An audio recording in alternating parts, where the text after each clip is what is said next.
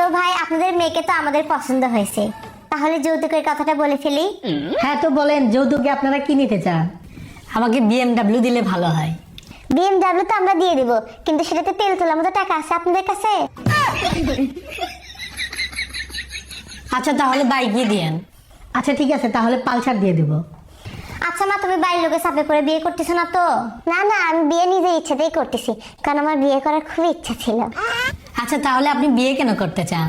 আসলে হয়েছে কি, আমার বাড়ির মানুষ এবং বাড়ির আশেপাশের মানুষ কেউ আমাকে দেখে ভয় পায় না। আমি শুনছি বিয়ের পর নাকি হাজবেন্ড বউকে দেখে খুব ভয় পায়, তাই আমিও বিয়ে করে হাজবেন্ডকে ভয় দেখে অনুভব করতে চাই যে কাউকে ভয় দেখানোর অনুভূতি কেমন হয়, আর দেখতে চাই কাউকে ভয় দেখালে নিজের কত খুশি লাগে।